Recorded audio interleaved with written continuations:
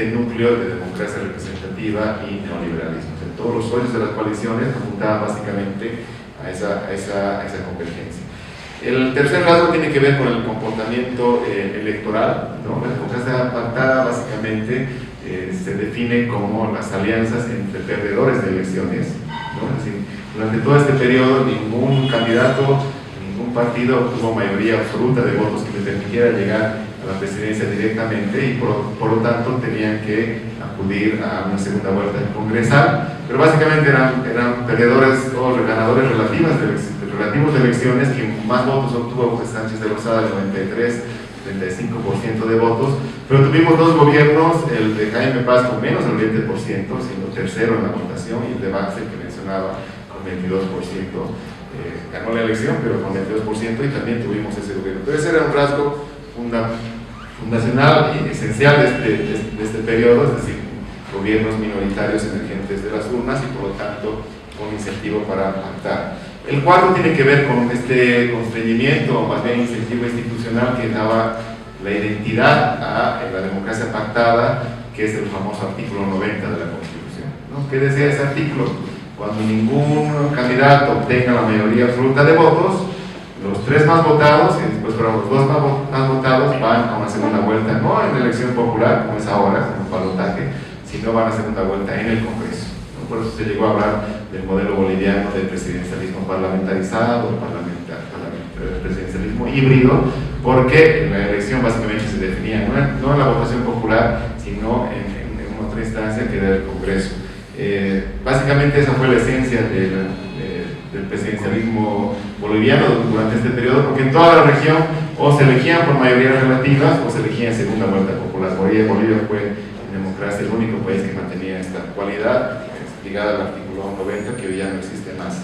Y el quinto rasgo definitorio tiene que ver con el sistema de partidos de pluralismo moderado, que da cuenta de esta disponibilidad de coalición, explicando que todas las coaliciones eran posibles, que básicamente se asienta en dos criterios: un criterio de poca fragmentación, es decir, un sistema de partidos de entre 3 y 5 partidos que cuentan, según la clásica tipología de Sartori. ¿Cuándo cuenta un partido? Cuando tiene disponibilidad de coalición o cuando tiene potencial de chantaje, ¿no? Entonces teníamos la triada sistémica MNR-ADN-MIR, los dos actores neopopulistas con DEPA, UCS, muy bien estudiados por Fernando, y hay un acompañamiento muy débil, más bien simbólico del MBL, ¿no? Entonces, un sistema de poca fragmentación, pero también un sistema de pluralismo moderado, porque era un sistema de poca polarización, por esta convergencia centrípeta a la que les hacía referencia.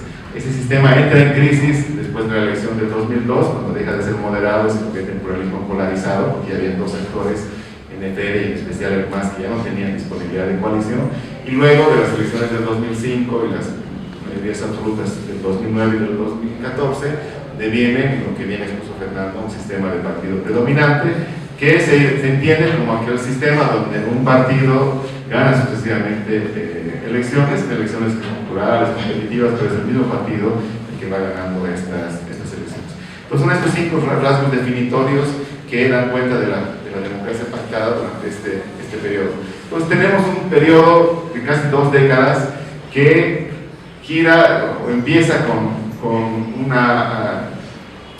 un llamado vehemente del presidente Víctor Paz Estenssoro diciendo Bolivia se nos muere, ¿no? El 85, ahí viene el decreto 21060, y termina con otra apelación violenta del presidente Sánchez de Lozada en 2003, cuando dice Dios salve a Bolivia, ¿no? Y después renuncia y termina huyendo en helicóptero.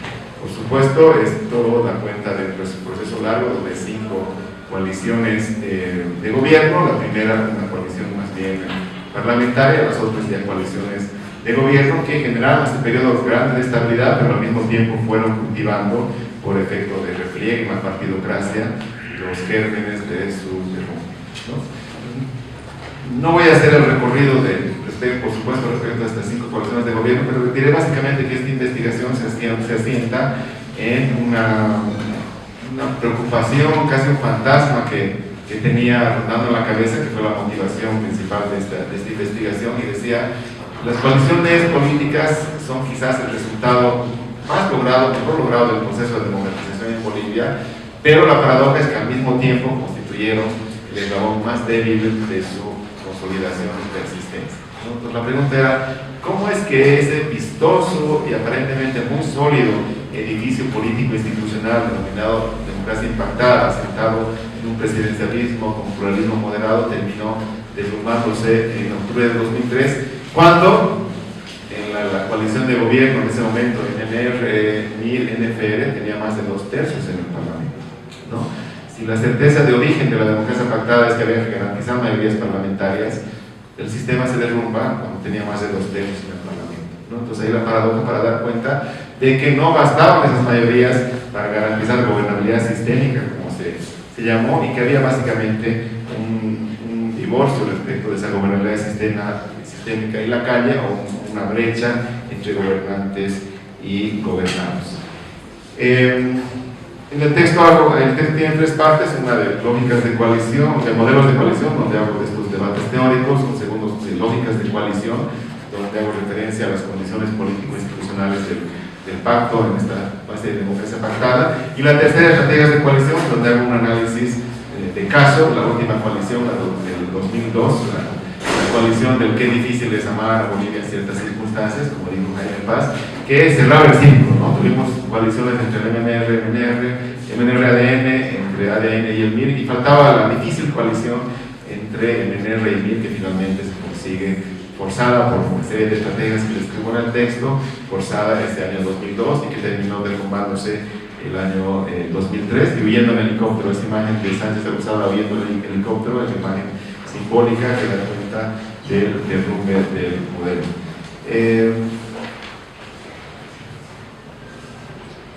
Paso al epílogo para terminar esta presentación. Un poco tiene que ver con la motivación de haber asumido la decisión de publicar este texto, y en el epílogo digo básicamente que el Estado boliviano ya no es lo que era, las democracias más bien tampoco, dicen adiós a lo que fueron, se demoran en lo que será. Estamos ante tiempos de refundación estatal, con avances, tensiones y retrocesos, tiempos de disputa por la construcción democrática, con reflexiones, tensiones y desafíos, tiempos interesantes.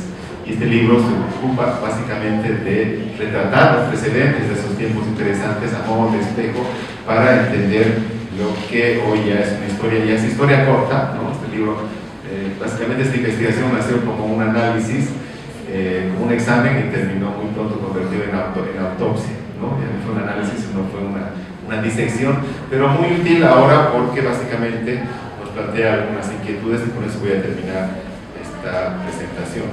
Hoy, cuando hablamos de democracia pactada, básicamente se la identifica como mala palabra, ¿no? Es decir, democracia pactada es un cuoteo partidario, es neoliberalismo, es partidocracia, es componenda, cuando vimos que hay claroscuros en la democracia pactada también, fue un periodo prolongado de estabilidad política y de reformas político-institucionales.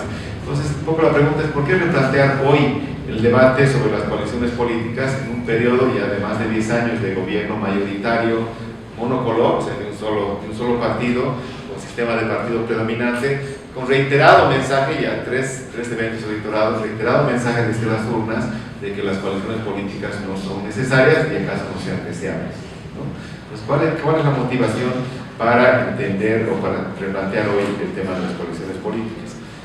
Bueno, después de esto que se definió como periodo de crisis e inflexión, en 2000-2003 vino el periodo de proceso y el periodo de cambio, con las elecciones del 2005, donde con las mismas reglas, con el mismo presidencialismo multipartidista, el mismo artículo 90 de la Constitución, fue el resultado de las urnas el que dio cuenta de, por primera vez en este periodo democrático, de un gobierno o de un candidato que obtenía mayoría absoluta de votos y por lo tanto llegaba directamente a la presidencia sin necesidad de pasar por segunda vuelta en el Congreso Nacional, lo cual se reafirmó en las elecciones del 2009 y del 2014.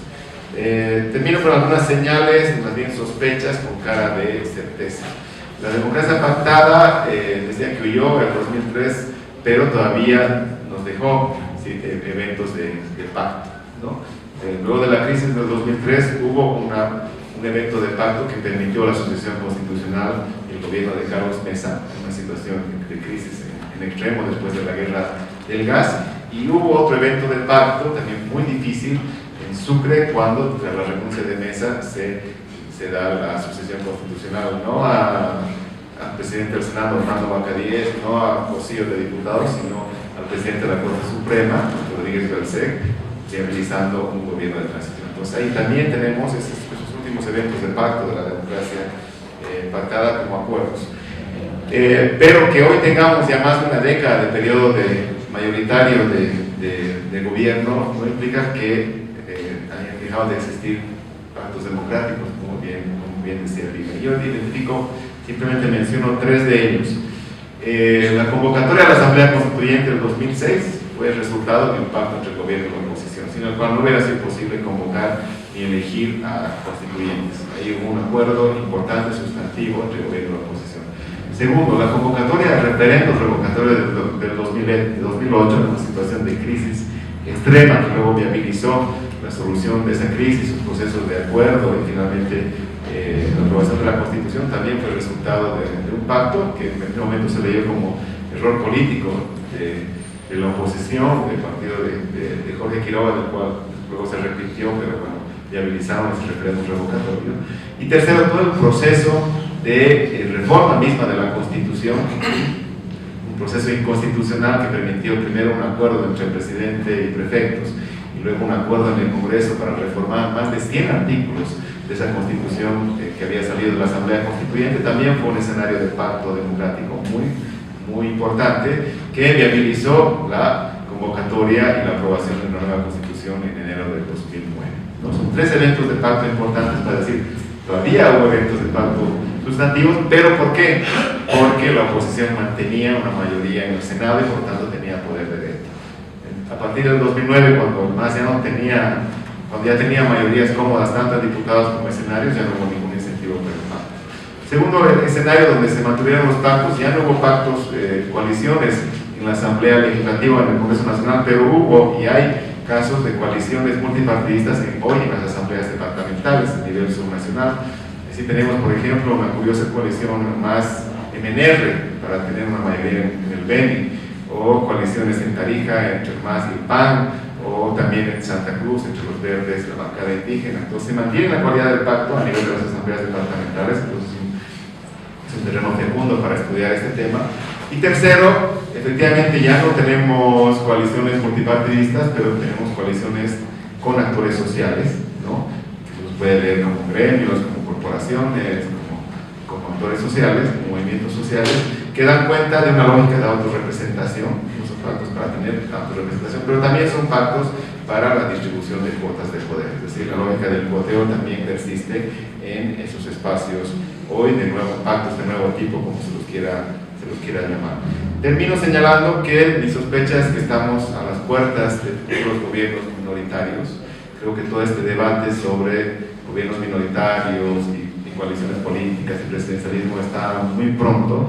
Tengo la impresión, sobre todo si, como se ha decidido, no hay una nueva candidatura de Evo Morales, los próximos candidatos quizás no tengan mayorías absolutas, lo cual generará otra vez la necesidad de pactar, con la dificultad de que no habrá disponibilidad de pactar, ¿no? Por todo el recorrido que se ha tenido durante este último periodo, y por lo tanto tendremos un renovado desafío y debate en relación a la necesidad de garantizar gobiernos mayoritarios y estables, de alimentar pactos de nuevo tipo, pero creo que sobre todo el reto mayor tiene que ver con impulsar las democracias, no solo desde los principios de la representación política de la mayoría, sino pensando en los otros principios hoy ineludibles de la democracia, como la participación ciudadana, la deliberación pública, el control social y el autogobierno indígena. Es decir, tenemos mucha agenda democrática, tenemos esto que lo planteo como desafío final, y es el desafío de avanzar en una democracia plurinacional en ejercicio, pero eso sea materia de otra reflexión. Muchas gracias.